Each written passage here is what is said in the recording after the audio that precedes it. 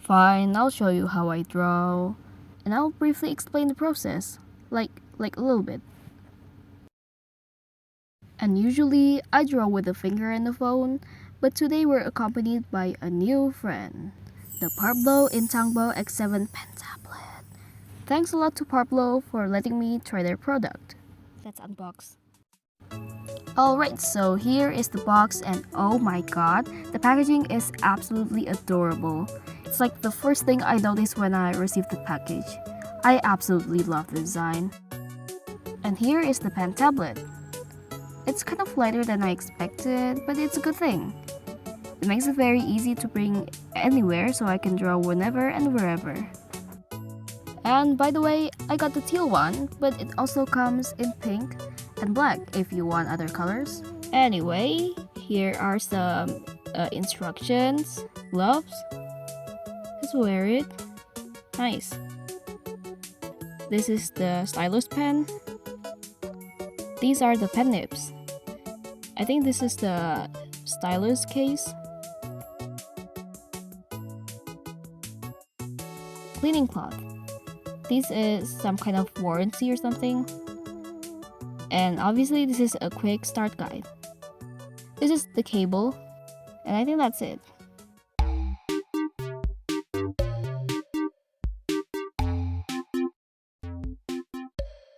Let's talk about the buttons. There are 5 shortcut buttons and a wheel on the left side of this pen tablet. There's also this switch you're supposed to turn when using different devices. This wheel is used for mouse scroll, canvas size, and brush size. Use the button in the middle to switch the functions. This one is for zoom in, zoom out, moving the canvas, eyedropper tool, and finally, the undo button. The stylus has 2 shortcuts and a pen nib storage right here.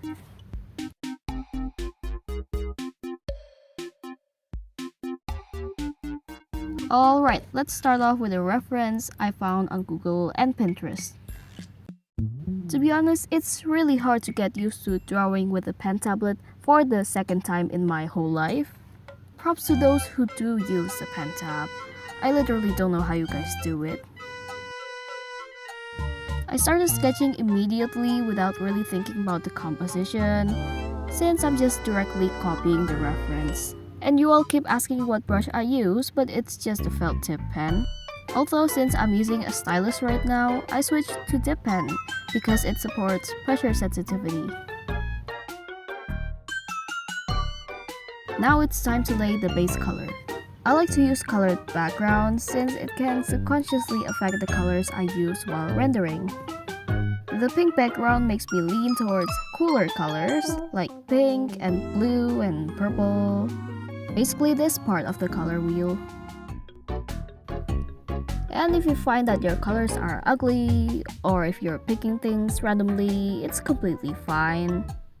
You can adjust it with effects. The curve feature I think is the best for this, but since I'm stuck with free Ibis Paint, I use other filters like brightness and contrast, hue saturation, lightness, and color balance. They're absolutely fire. I filled the drawing with a shadow color of purple, set it to multiply, and lower the opacity. Then I create a new layer, set it to the blending mode, add, and draw the light. The lighting I use often is rim lighting. And sometimes I add this little triangle light area on the nose bridge.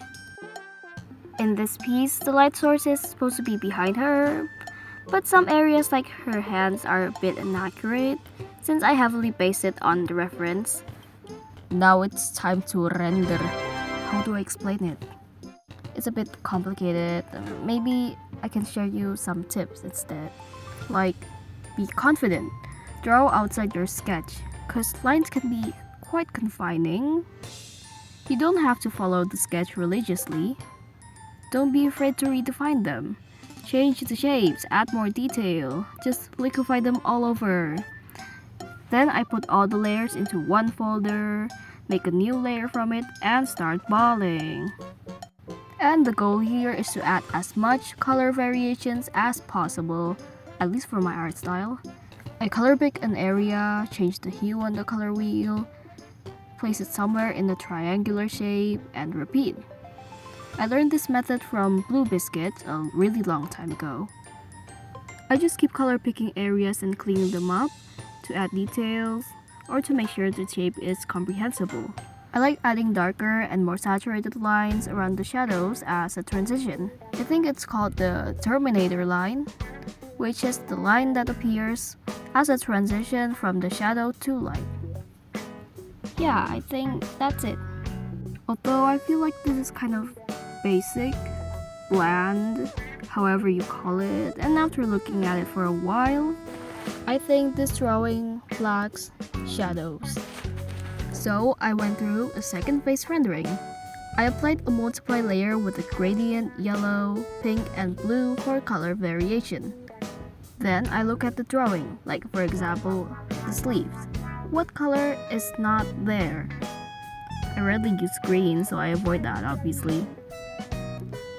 And I think it lacks the color blue, even though it's my favorite color, so I add blue. But not just the sleeves.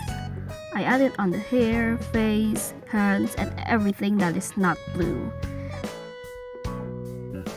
And there you go. That was actually fun. Now I have some thoughts to share about the Parblo Intangbo X7 pen tablet. Some of the really good stuff are: the pen tablet is very cute and has a nice color. What more could I say? Especially the packaging design. I am never going to throw it away, ever. Plus, it's light, and like I mentioned before, I can bring it anywhere because I feel like I'm gonna bring this stuff a lot in the future. And I think it's not too slippery. It's comfortable and the surface is smooth. And I had no trouble drawing on it whatsoever. Yeah, that's great. But with all that said, no one is perfect, including pen tablets. One of the things I'm disappointed in is that it's not compatible with Apple. So I actually planned to use an iPad for this video, but then I discovered that they weren't compatible. I'm still a bit sad because of that, honestly. But overall, I think it was really nice to use a pen tablet for the second time in my whole life. Once again, thank you so much to Parblo for reaching out to me to review their product. And thank you to those who watched till the end. Stay tuned and goodbye.